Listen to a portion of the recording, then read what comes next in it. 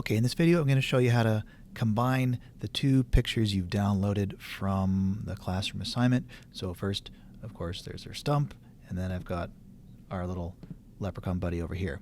So the first thing we're going to have to do is actually move this guy over there by selecting him.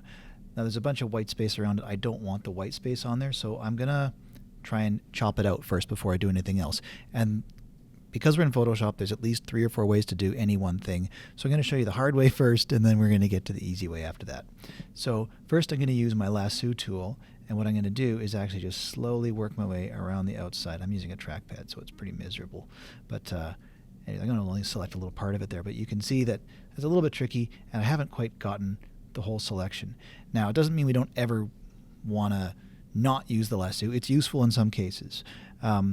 And I'll show you a couple things here. I'm going to zoom in on my picture. I do that by pressing Control plus on my keyboard. And then I want to move my view, so I'm going to hit my space bar and move over like that. And you can see that, yeah, my selection is kind of crummy here. I've selected too much here, so I can actually subtract that with my lasso by pressing the Alt key. You'll find it right next to your key or your space bar. So I'm going to go like this, and there. I've subtracted that part. If I hold down the Shift key, so I've missed some pieces in here, so I'm going to hold down Shift, and I can go like this. Still not great, but there it is. Circle back around. If I let go, there, I've added that little piece back in. So I could do that and go all the way around my leprechaun, and that'd be okay. That would work. But there's an easier way. So I'm going to press, I'm going to go to Select and hit Deselect, and I'm going to get rid of that selection, and I'm going to choose a different tool now. Now I'm going to choose my where's my magnetic lasso? There it is. Sometimes they'll pop down into this little bottom section here. My magnetic lasso tool. And my magnetic lasso tool works pretty good. I can just click once and then start following along the line, and you see it just kind of magnetically grabs onto the edge there. Now the magnet doesn't always do very well with these hard corners, so I actually click there, and then I keep going just to put down a little anchor. That's what those little squares are. So I'll click there again, and I'll keep going. And that's a much easier way to do this, because then it's definitely grabbing onto the edge. The magnetic lasso tool works by finding contrast, so it's looking at the color of the image plus the white background and saying, oh, that's an edge, and I'm going to stick onto that. So it's pretty handy in a situation like this where you've got like a nice strong color next to another nice strong color. So this is definitely an easier way to do it, and I can go around here much more quickly and much more accurately and select my leprechaun. I'm just going to quickly zip out here and do that, and you see there's a little circle that appears. That means it's going to close my selection there. Now that's an easier way, but there's an easier way still, so I'm going to show you that now. So same thing, select, deselect. I'm going to zoom out a little bit, and this works especially because I've got, again, a solid white background around this colored object. I'm going to use my magic wand tool, and I can literally go like this, and I'm done. One click. So what it's done is it's selected all the white around my leprechaun. Now that's a small problem because I actually want to get the leprechaun. So I need to actually select the opposite of what I've got here.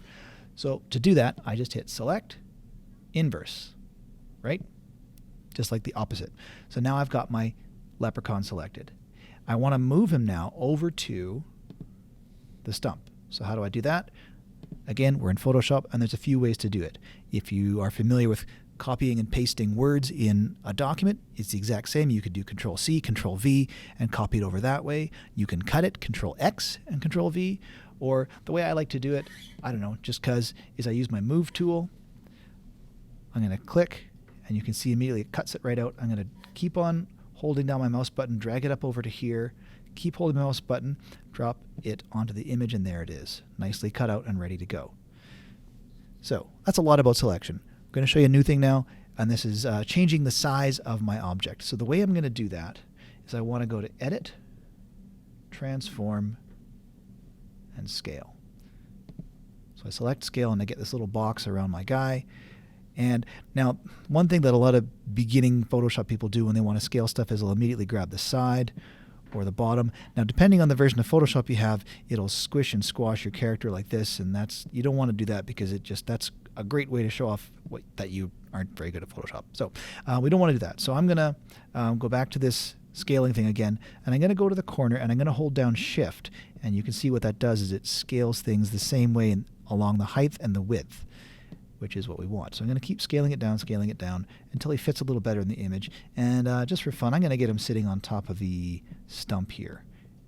And when I'm done, I hit Enter. Boom. There he is. This is really as far as we want to go to today. Scaling, selecting, moving. Once you've got it done, just go to File, Save As. Like you did with your inspirational poster, make sure you choose JPEG as your format. Give it a great name. And then away you go, you can submit it. Now, once you've submitted it, if you want to come back, I want to challenge you to find another image, cut out a piece of the image, and add another image onto this. Save it and submit that as well. So 2 images coming into Classroom. This one here that you see in front of you now, plus one more where you've downloaded an image, you've cut out an object, added it to here, and then saved it again, and then resubmitted that.